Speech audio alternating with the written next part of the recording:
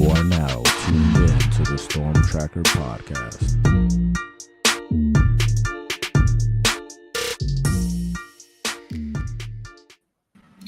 Welcome back, family, to the Storm Tracker podcast. Marcus Benjamin here, representing for CanesCounty.com, part of the Rivals.com network. Make sure you subscribe to the website, CanesCounty.com, for free. Use the promo code Miami30, and also subscribe to this YouTube channel live from Canes County. Joining me today, I have Adam Friedman from Rivals.com. He covers the transfer portal and also recruiting as well. He's kind enough to join me today to talk a little Miami Hurricanes football. Thank you for joining me today, Adam. Of course, Marcus. It's always good to be here talking about the Canes. Lots going on in the transfer portal with these guys, and most notably, the recent announcement from Georgia quarterback, Florida native Carson Beck, entering the portal instead of heading to the NFL draft. I'm sure we're going to talk a lot about him and this really good transfer class for Miami, even though it's a little bit on the smaller side right now. We'll see what these guys have to show come the spring. Yeah, absolutely. That was the big news coming out yesterday was Carson Beck entering the portal. Very similar to last year, right? Where Cam Ward decides to enter the draft and then kind of backtracks and comes back to college. So it's interesting to kind of hear that yesterday, just because Carson Beck likely to be the fourth quarterback chosen in the NFL draft after Milroe Ward and Shedeur Sanders. So it was kind of a surprise just to kind of see that. But when the news did come out, Miami is projected as the favorite to land Carson Beck. People on the inside, of course, know a little bit why.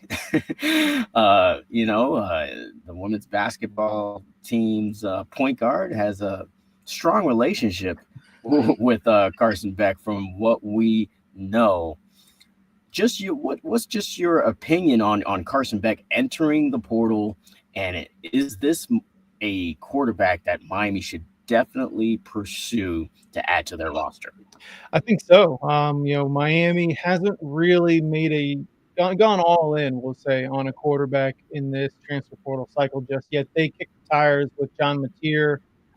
They were trying to get his attention, but ultimately he landed at Oklahoma, which was expected given his offensive coordinator from this past season. Ben Arbuckle took the offensive coordinator job at Oklahoma. So, Carson Beck in Miami, there's so much that leads us to say, hey, he's probably going to end up there, right? The success that Miami just had with Cam Ward in a very similar situation, deciding whether or not to go to the draft or to come back to college for another year, and the fact that his girlfriend Hannah Cavender is on the basketball team there surely doesn't hurt. I think there are a number of other teams that are going to try and get his attention, even though he did enter the portal with a do not contact tag. I think there are going to be teams like Michigan, USC. I think North Carolina could really put up a big fight here. Oregon and Ohio State were rumored to be teams that would show some interest. I'd be surprised if Ohio State really went after him. And same with Oregon too, just because of the way that their quarterback room is set up, with Dante Moore set to be the next guy there at Eugene. If you can't count Oregon out with any big-time recruit in the transfer portal because of the swoosh and because of Uncle Phil over there. But we'll see how things turn out with Beck. I do think he's going to be a good fit for what Miami wants to do on offense. I think part of the reason he didn't end up heading to the NFL draft this year was because, like you mentioned, probably no better than fourth quarterback taken. Probably not a first-round pick this year. And he's coming back from that UCL injury in his elbow and his throwing arm, and he's not going to be ready to throw until the summer. So he would miss all the pre-draft workouts and everything like that. Whatever team he ends up at is going to probably shift their spring practice schedule around to fit his recovery schedule, make sure that he can really take part in it. And I think Beck ending up at Miami, though, is more likely than not what's going to end up happening, I think. I think that's music to a lot of Miami Hurricanes fans' ears, for sure. I like him as a quarterback. He's a guy that I've actually covered since high school. I saw him won a state championship for Jacksonville Mandarin. I interviewed him actually after the game, so I'm very familiar with his game. I was blown away by him in that game. I was wondering if he was going to even get a chance at Georgia for a while, because he was there for a couple of years, but started the last 2 years, passed for over 7,000 yards, over 50 touchdowns, but 20 interceptions. I like the fact that he buys time in the pocket, but sometimes he seems to make some bad decisions at times. I think a lot of games for Georgia this year were probably a little bit closer than it needed to be with Beck as the quarterback. What's your opinion on him as a quarterback from what you've seen? Yeah, I think what you said is kind of spot on in a lot of ways. Last year he had Brock Bowers, who's had a phenomenal rookie year for a tight end in the NFL. I think the best ever for a rookie tight end.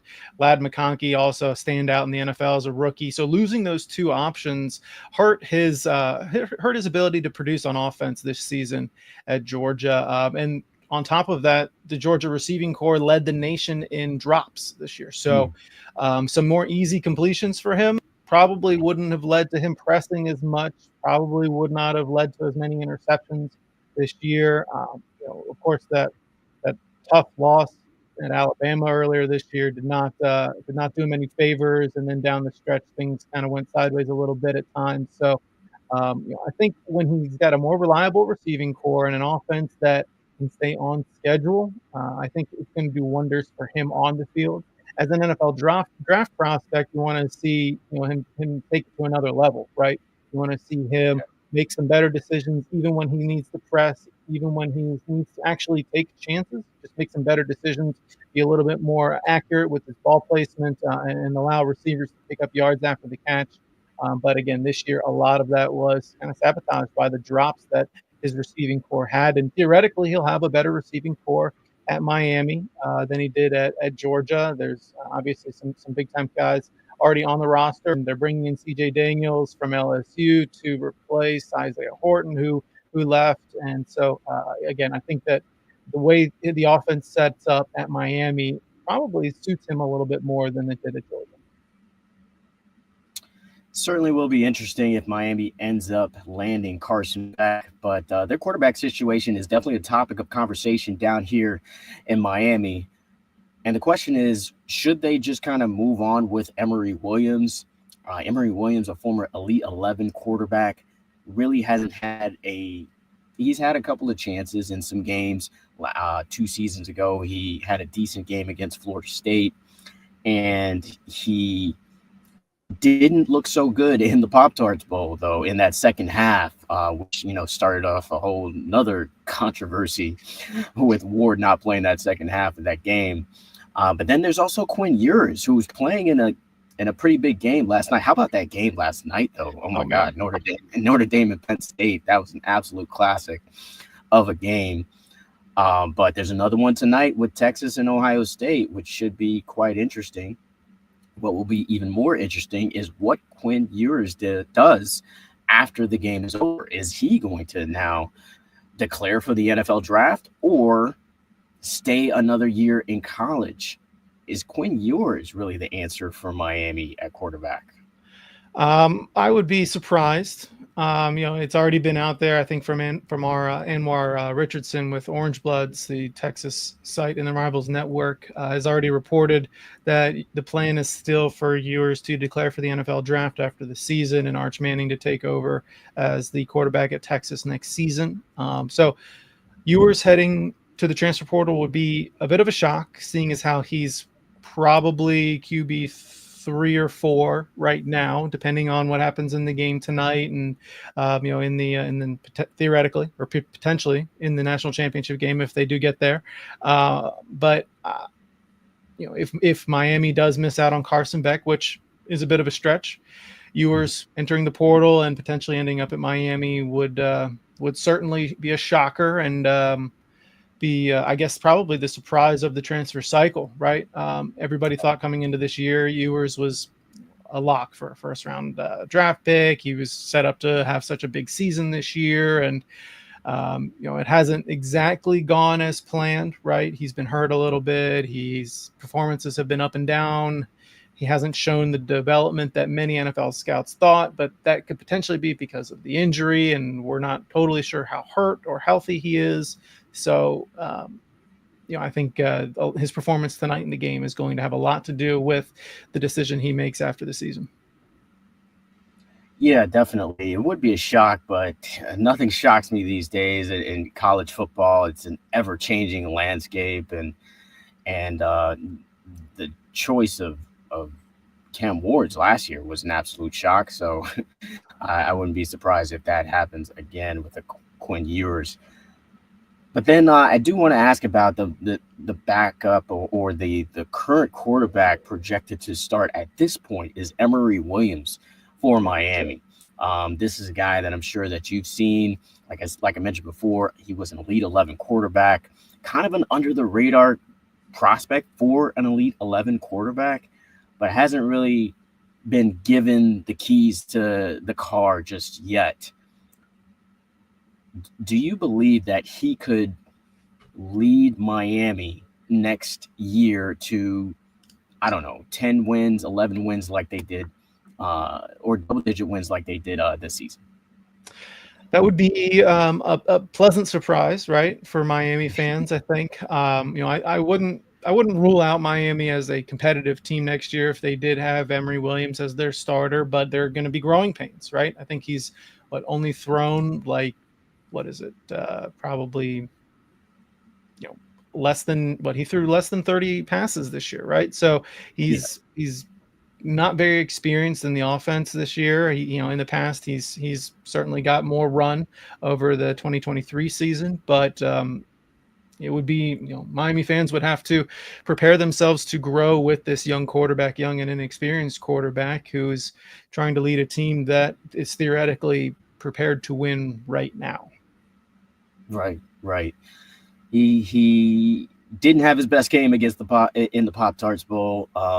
We'll see what happens with him if Miami does indeed get a transfer quarterback. I would maybe half the house that he's probably not going to be with the Miami Hurricanes for this season, because I think he could certainly start somewhere else should he choose to do so. It'll be an interesting dynamic, though, if Miami does bring in Carson Beck, theoretically isn't going to be able to throw for the spring. They need a quarterback who somewhat knows the offense to throw the ball during the spring. Yeah. Or would they work to keep Emory Williams on the roster if they do end up getting a quarterback out of the transfer portal, Carson Beck, or maybe even a Quinn Ewers type? We'll have to see how things turn out there, but definitely a player to watch depending on the outcome of Miami's quarterback pursuit in the transfer portal. It's certainly interesting because if Beck does commit to Miami and he can't throw, then and Williams leaves, then that leaves you with Judd Anderson, who hasn't thrown a pass as Miami Hurricane officially, and then you also have Luke Nickel, back-to-back Georgia State champion, has all the potential in the world, but obviously inexperienced with that Miami offense. So the spring or the next couple of weeks will be certainly interesting when it comes to the quarterback situation down here in Miami. But the transfer portal has been kind, I would say. I guess that's a nice way to say not it. Destructive, right?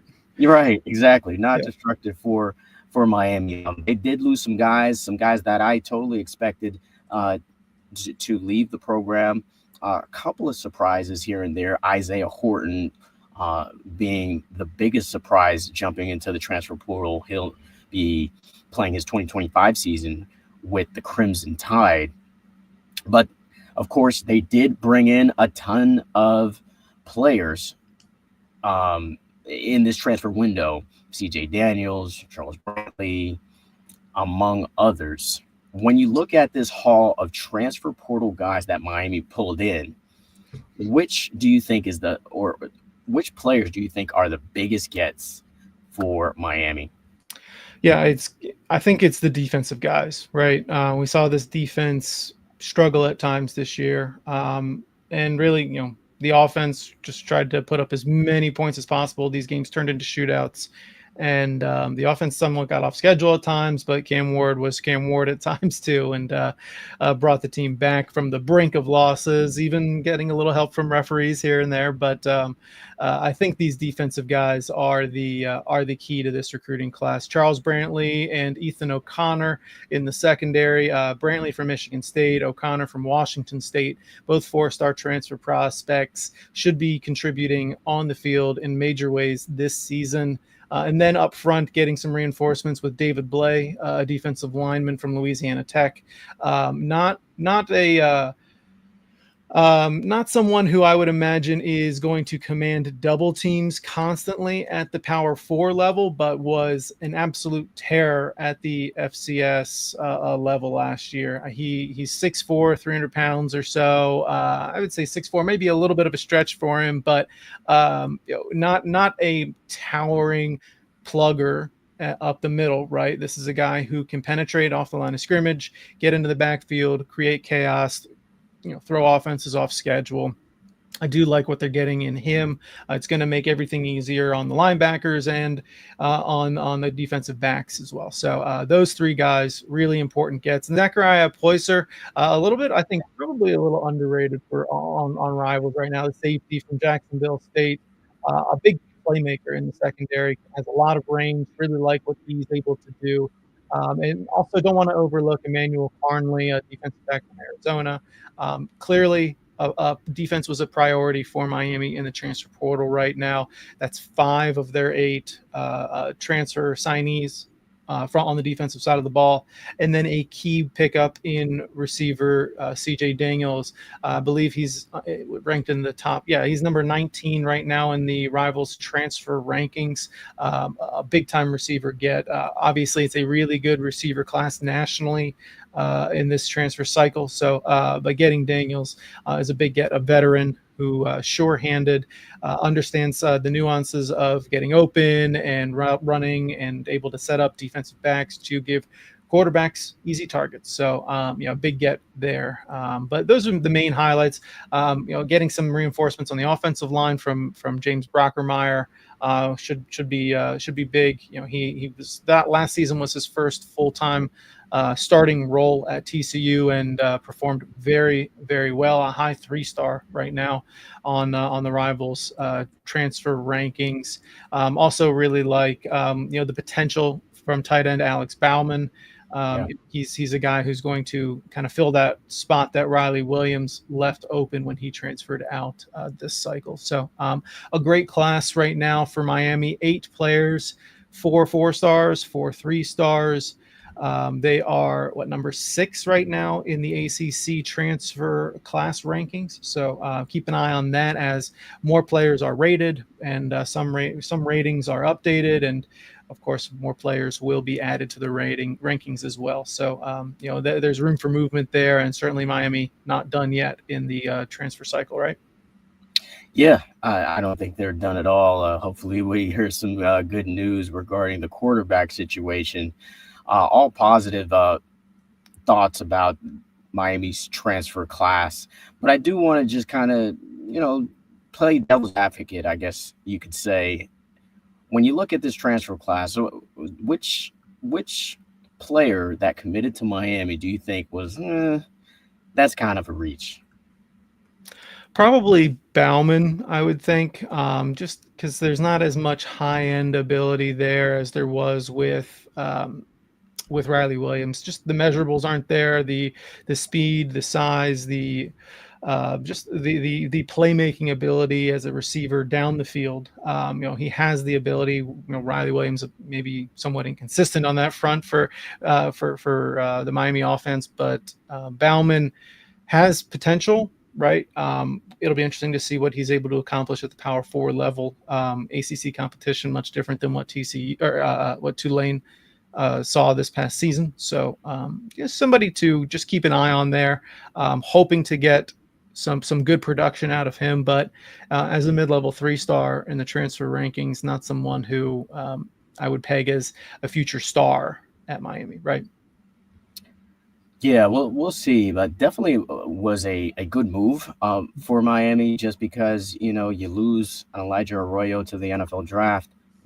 You mentioned Riley Williams, obviously in the transfer portal as well. You still have Elijah Lofton, a really athletic tight end that you can line up pretty much everywhere. So adding Bauman, I think, is good for depth purposes. We'll see how he does production wise. Lastly, before I let you go, I did want to just kind of ask, I mean, who's left out here? Because we've got the playoff game that happened last night, another one tonight, and also, of course, the national championship game. So you're going to see probably a couple of more guys jumping into the portal from those teams. What player do you think could be available, or one that's available right now that is really just kind of the best overall players that Miami should, maybe just, see the possibility of them adding said player to the roster? Yeah, I mean, there's a lot of good players that are still out there available right now. Damon Wilson comes to mind immediately. Right. Georgia transfer, Ohio State, the leader there for sure. So an uphill battle for Miami if they want to get involved there. I like Brandon Cisse from NC State. He's taking a lot of visits and getting around there. We'll see where he eventually ends up. His recruitment is going to see some ebb and flow. I think we're keeping an eye on Quinn Ewers, certainly, right? Sure. Penn State's already had a few transfers out. So we're thinking about teams that just finished their postseason, right? They've already had a few transfers out, so not a ton that I would keep a close eye on there. There's a few players who are potential transfer portal additions, but I wouldn't say there are many on that roster who would be considered top available transfer prospects, right? Sure. But I'm just scrolling down the list here. We like Bishop Fitzgerald from NC State. He's a good player. He's going to get rated here soon. Mitchell Melton from Ohio State intends to enter the transfer portal. We'll see what his transfer market looks like. Sterling Dixon from Alabama is in the transfer portal. Those would be some of the biggest names that are available right now. There are some players we're keeping an eye on, not quite ready to reveal some of them just yet. There's some discussions going on behind the scenes at each of these schools to make sure that they're doing everything they can to keep them from entering the portal. But speaking of that, man, I do have to ask. I know I keep saying last question, but Xavier Lucas, man, this is like a crazy situation here. This is a South Florida guy I know very well. I wanted Miami to, land him along with OJ Frederick, who both of them actually worked out together, very similar playing styles. OJ, of course, a freshman All-American. And Xavier Lucas trying to leave Wisconsin, and he's being held hostage now, suing Wisconsin. How do you think that plays out? Not well, right? Or maybe well for Miami, right? Because they would be the leader when Lucas does enter the transfer portal. Wisconsin tried very hard to keep him from announcing his intentions to transfer, and then even after that tried really hard to keep him from deciding to really enter the portal, right? There are negotiations going on behind the scenes, and which have seemingly broken down, right? And he's retained a lawyer, and I don't think a lawsuit has been filed just yet. But that's a situation to monitor. There are some talks going on behind the scenes that we may find a resolution there. But it's going to be interesting to see how things play out there. Luke Fickell not coming through, looking the best right now. There's some of that luster's lost from his hire at Wisconsin. It was a big name that arrived in Madison, right? And some of these seasons since he's been hired have not gone exactly the way that Wisconsin fans would have hoped, right? And now they're losing. They've lost pretty much almost every quarterback that was on the roster, right? And now things are playing out in somewhat of an ugly way for Xavier Lucas, who had a really promising freshman season up there, and Fort Lauderdale native, right? St. Thomas Aquinas or American Heritage, I can't remember. American Heritage. American Heritage, yeah. So, he's a guy who I would say, would end up at Miami if he were to end up in the transfer portal. We'll just have to see how things turn out. Interestingly enough, though, I believe his lawyer, Darren Heitner, is a Florida alum. I think he's an adjunct professor there as well. Just an interesting wrinkle. Not to say that the Gators are going to be able to snatch him away from Miami, quote unquote, but just something to monitor there. Yeah, absolutely. That is a very interesting situation. Very, very interested to see kind of how that one plays out.